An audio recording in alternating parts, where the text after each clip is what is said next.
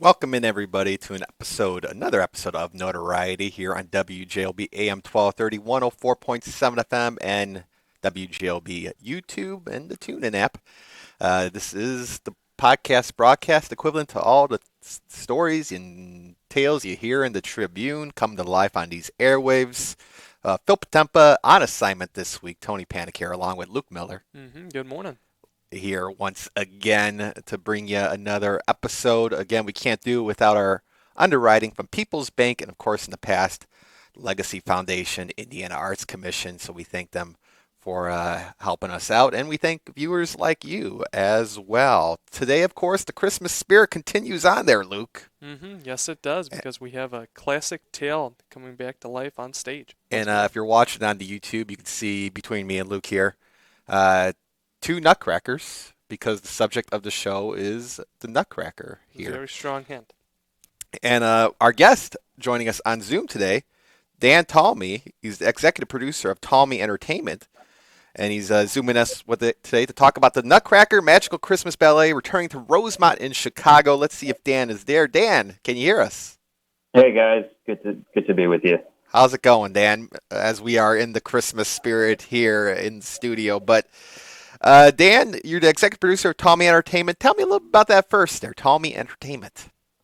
Yeah. Well, we've been in business for about 33 years, doing international ballet in the United States, and the Nutcracker has really become this incredible tradition that it's over 90 cities at this point, coast to coast. So it's we're in. Louisville today, keeping it rolling, keeping the trucks moving, keeping the shows happening. So we're in the thick of it now. No, I must say, that reading beforehand in the press release saying that, of course, you have over 90 different stops, but this is in its 33rd year now, Talmi Entertainment, along with the Nutcracker. Talk about how long this is and how storied this has been, this production. Yeah. No, it's taken many different iterations over those years. The first tour that we did was with Moscow Ballet in '92. So shortly after the wall fell, there was a cultural and political opening, to the west. And so, some of the best dancers in the world come from Eastern Europe, right? And so there was this big explosion, and we just grew it from there. An amazing artistic partnership that just really connected. And then so over that period, you've had ups and downs. You've had 3 decades of political changes, right? Artistic changes, the market moves. And so, bringing us to today, Nutcracker Magical Christmas Ballet is sort of the latest incarnation of this production that's been touring. And we have artists coming now from all over the world, from Japan to Italy to Ukraine. The artistic directorship is based in Kyiv. So we really have friends all over the world that are participating and contributing to this. No, that's a strong message there. That there's so many different people from all across the world coming to contribute to this show. And like you said, that even throughout the years with different times of peace and turmoil, that the main message of the Nutcracker is about peace, right? Yeah, totally. And it's the through line through the story that we are presenting, where Clara and the Nutcracker Prince end up in Act 2 in the land of peace and harmony.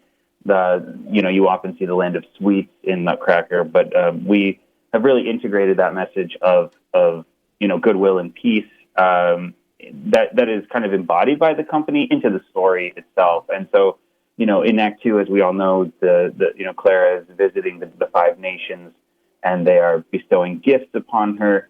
And so what you have is sort of this interesting, meeting of the story where she's traveling through the different countries, and in peace, right? And then you have this thing happening where all of these real world countries are present on stage. Local children are involved, right on stage with the pros. And it's something that, it's an experience that, just like it's a good vibe. It's a good vibe these days, right? Like, you just have all these people coming together, working really hard, and then it pays off in this 2-hour show that's just like this kind of meditational moment. Well, I was going to ask, too, people never seen the Nutcracker before. What can they expect? You kind of answered it there about the good vibes, but the story itself, is it like different acts for folks that haven't seen it? Sure, yeah. So traditional two-act ballet, Tchaikovsky, of course, is the underpinning of the whole thing with music that was created for ballet, which is why it's so uniquely suited for this show, right? Like all of the cues are tied into the music and derived from the music. So, Act One, the Christmas party starts in the house of the Stahlbaums, and then Clara enters the dream where the Mouse King comes alive, and the magic happens, and the Nutcracker soldiers come to life. The battle, the snowflakes come to life, and then in Act Two, as we discussed, we arrive in the land of peace and harmony. And so, not only are we, bringing incredible world-class ballet artists, but we've tried to bring in circus elements as well to just spice it up, give you something new every year. Because, the show is, like I said, this tour is 33 years old. The show itself is 150 plus, right? So it's like, okay, what do we do that's new? And how do you respect the tradition at the same time? So all the set pieces are hand painted in Europe, hand stitched costumes. I mean, you've got the proud European tradition of theater blending with, like I said, these circus elements that are new. Intelligent lighting overhead. You've got state of the art technology involved, and so it's kind of this interesting blend to just keep it moving. Now, Luke, you've seen this production before, right?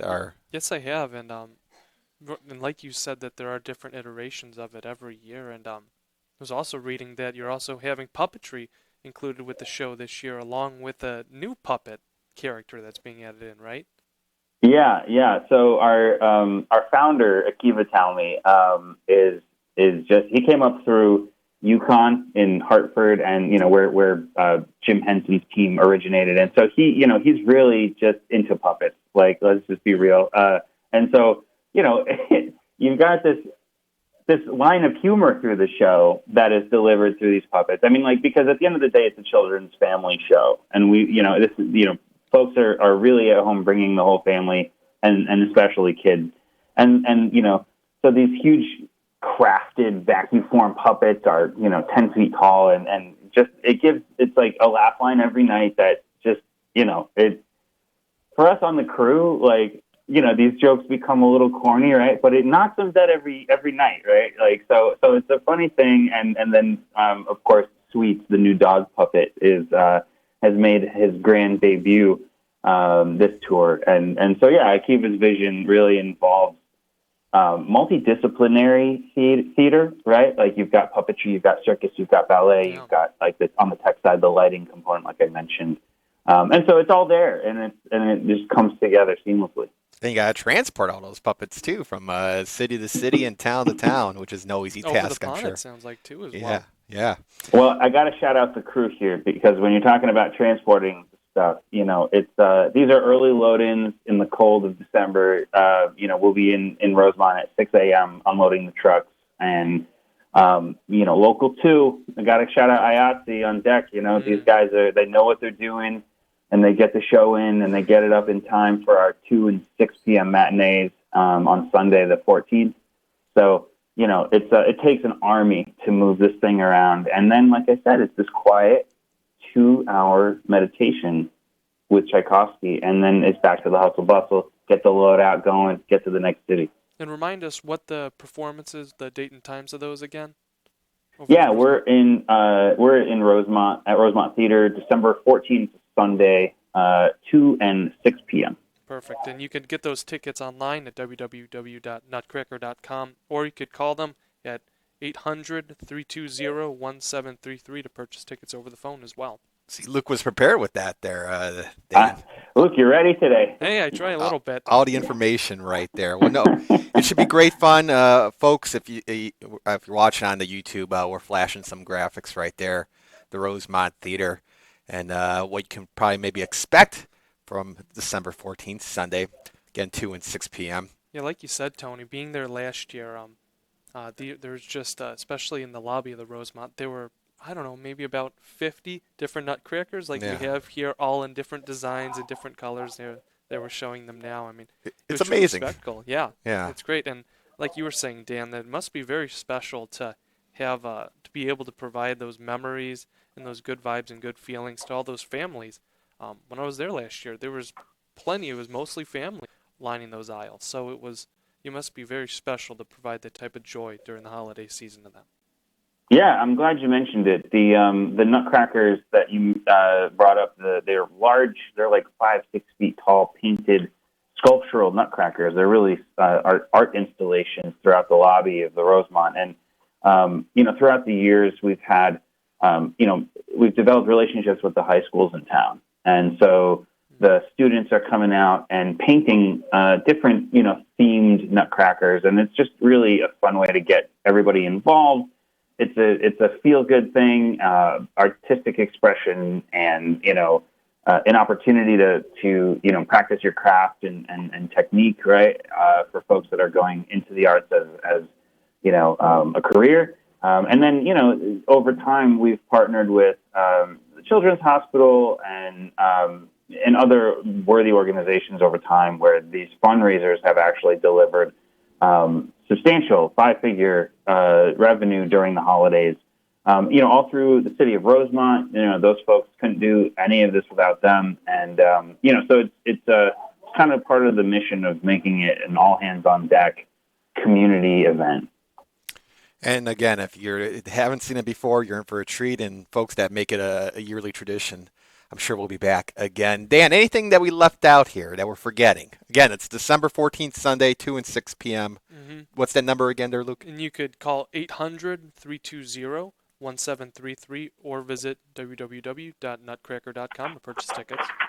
Yeah, I just want to shout out Alton Nazca, who's the director of the Plainfield Dance Academy. So we have a long tradition of including local children in the show. And so this is like a proud Nutcracker tradition. There's a cast of over 60 local performers that are rehearsing for weeks. And we have our artists traveling the country doing auditions and conducting rehearsals. And so Alton's Plainfield Dance Academy, these folks have been incredible partners over the decades. They always deliver an incredible bundle of energy in the form of 60-plus children that just flood the Rosemont. And, alongside our 40 professional cast members, the stage is just ablaze, right, with so much energy. And so I just want to shout out the local performers that will be joining us and bring so much energy and life to the stage. It's we're excited about it. Rosemont's a great stop, and we love it. Thank you so much, Dan. Appreciate you having on here today. Yep, thank you, Dan. Hey, thank you, guys. It's good to chat. Good to chat. Dan Talmi right there. Of course, Nutcracker coming to the Rosemont Talmi Entertainment. We thank him. And Luke, the Christmas season is continuing on here. I mean, we got a lot of hoopla going on right down the road. Robbie Howard arrives today. Mm-hmm. He's doing a string of shows. We can plug that because sure, yeah, who's going to stop us for plugging her, right? What the heck? We've got 15 performances over at the Theater at the Center for Visual and Performing Arts. Christmas show tribute to Sinatra and Friends, starring the one-man show by Robbie Howard. And he goes through over 30 different vocal impressions, singing, comedy, the whole bit. Yeah, no, he'll be in town. He's arriving. Oh, I think the phone line, Adriana there. Thank you. But yeah, we're expecting him to arrive, and it should be a good time. About 2 weeks of shows, and you could also pair a meal with that. Some of those shows, right? No, precisely. Folks with 1040 Ridge catering. Wednesday, Saturday, and Sunday shows. They do have meals as well.